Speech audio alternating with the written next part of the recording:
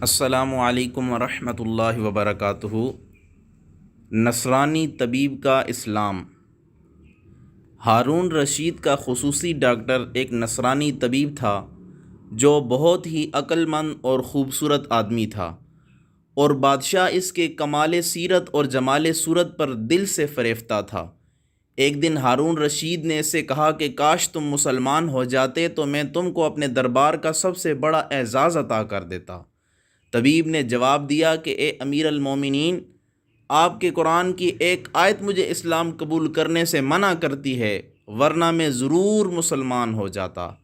ہارون رشید نے حیران ہو کر پوچھا کہ وہ کون سی آیت ہے؟ طبیب نے کہا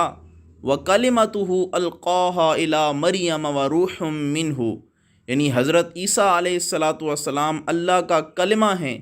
جس کو اللہ تعالیٰ نے حضرت مریم علیہ السلام کی طرف القاء کیا، اور وہ اللہ کی روح ہیں۔ دیکھیے اس آیت میں روح منہ کا لفظ آیا ہے، من تبعیضیہ ہے،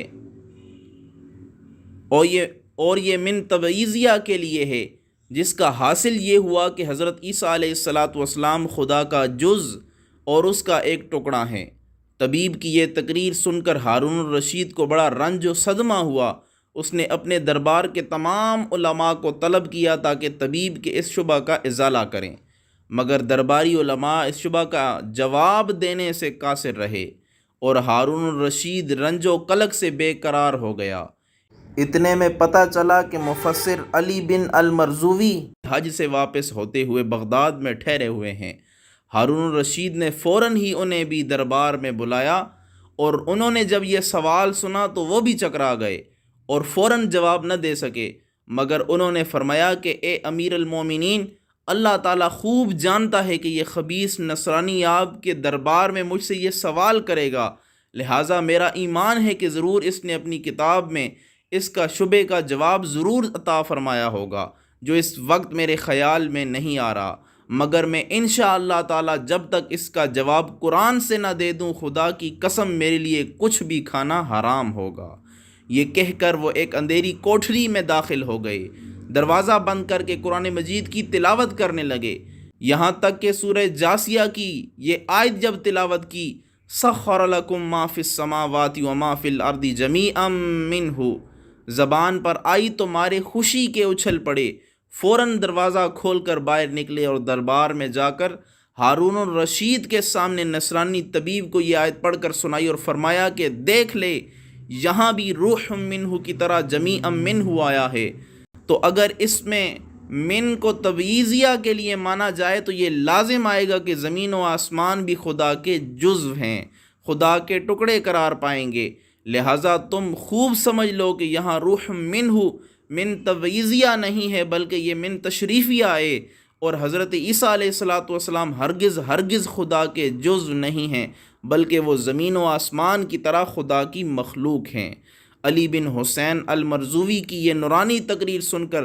نصرانی طبیب کا سینہ کھل گیا اور اس کا شبہ بالکل رفع ہو گیا، اور وہ اسی مجلس میں کلمہ پڑھ کر مشرف باسلام ہو گیا۔ ہارون رشید کو اس قدر خوشی ہوئی کہ اس نے علی بن حسین المرزوی کو بڑے گراں قدر انعام و اکرام سے مالا مال کر دیا۔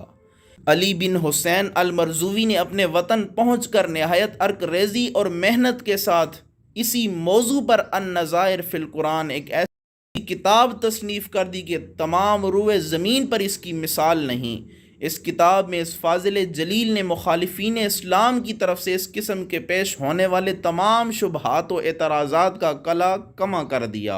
اور کسی کی مجال نہیں کہ قیامت تک قرآن کریم پر کوئی اس قسم کا اعتراض کر سکے۔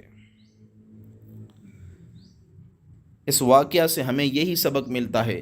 کہ علماء کرام نے مخالفین اسلام کے اعتراضوں کو دفع کرنے اور اسلام کے دامن عصمت کو شبہات کے گرد و غبار سے پاک و صاف رکھنے کے لیے کیسی کیسی کوششیں کی ہیں،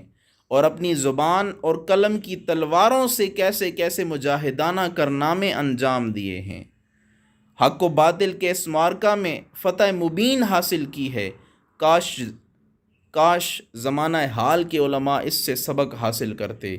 اور ان مقدس روحوں کی خدمات جلیلہ کی قدر کر کے ان کے انمول شاہکاروں کو زندہ رکھتے، مگر افسوس کہ آج کل کے سیاسی مولویوں کا تو حال یہ ہے،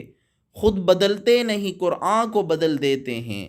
خود بدلتے نہیں قرآن کو بدل دیتے ہیں، ہوئے کس درجہ فقیہان حرم بے توفیق۔